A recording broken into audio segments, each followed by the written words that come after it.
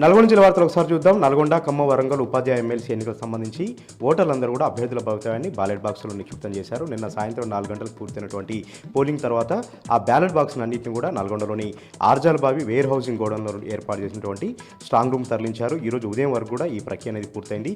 దాదాపు 12 విభజింపబడినటువంటి జిల్లాలు 191 మండలాల నుంచి ఎక్కడికక్కడ కూడా పక్కడ్బందీ బందోబస్తు నడమ ఈ బ్యాలెట్ బాక్స్ అన్నింటినీ కూడా నల్గొండలోని వేర్ హౌసింగ్ స్ట్రాంగ్ రూమ్ తరలించడం జరిగింది. వచ్చే నెల 3వ తారీఖున కౌంటింగ్ నిర్వహిస్తామని కూడా ఆర్ఓ అధికారి ఇలాంటి త్రిపాఠి చెప్తా ఉన్నారు. అభ్యర్థులు అయితే కొంత ఉత్కంఠగా ఉన్నారు. ఎవరిని విజయం వరిస్తూ ఉంది, ఎవరిని అభ్యర్థులు ఎన్నుకోబోతా ఉన్నారనేటువంటి సర్వత్రులు ఉత్కంఠ నెలకొన్న నేపథ్యంలో ఈ ఎన్నిక పట్ల సర్వత్రు కూడా ఆసక్తి నెలకొంది. ఇక యాదాద్రి భువనగిరి జిల్లా వార్తలు ఒకసారి చూద్దాం. యాదిరిగుట్ట లక్ష్మీ నరసింహస్వామివారి వార్షిక బ్రహ్మోత్సవాలకు వేలైంది. రేపు ఉదయం స్వస్తివచనంతో ఈ వార్షిక బ్రహ్మోత్సవాలు ప్రారంభం కాబోతున్నాయి. వచ్చే నెల 11వ తారీఖు వరకు కూడా 11 రోజుల పాటు ఈ బ్రహ్మోత్సవాన్ని అంగరంగ వైభవంగా కన్నుల పండుగగా నిర్వహించేందుకు ప్రభుత్వం అన్ని రకాల ఏర్పాట్లు చేసింది. దేవాదాయ ధర్మాదాయ శాఖ ఆధ్వర్యంలో ఆలయం మొత్తాన్ని కూడా విద్యుత్ దీపాలతో అలంకరణ చేశారు. ప్రతిదీ కూడా అందంగా తీర్చిదిద్దారు. ఈసారి స్వర్ణ విమాన గోపురం, స్వర్ణ సుదర్శన చక్రం ఈ బ్రహ్మోత్సవాలకు హైలైట్గా నిలవబోతోంది. 200 మంది ఋత్వికులని పండితులను కూడా ప్రత్యేకంగా రప్పించారు.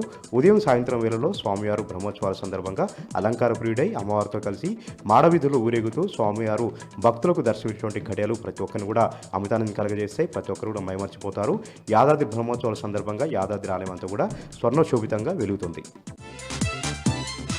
ఇక మరొక వార్త విషయానికి వస్తే యాదాద్రి భువనగిరి జిల్లా కలెక్టర్ ఎం హనుమంతరావు సుడిగాలి పర్యటన చేస్తూ ఉన్నారు. ఈరోజు ఉదయాన్నే చౌటుపల్లి మున్సిపాలిటీ పక్కన ఉన్నటువంటి పలు గ్రామాల్లో కూడా ఆకస్మికంగా తనిఖీ చేశారు. వార్డులు పరిశీలించారు. తాగునీటి సమస్య, డ్రైనేజ్ సమస్య, ఇతరితర సమస్యల గురించి కూడా ప్రజలతో అడిగి తెలుసుకుంటూ ఉన్నారు. ప్రాథమిక ఆరోగ్య కేంద్రాన్ని కూడా ఆకస్మికంగా తనిఖీ చేయడం జరిగింది.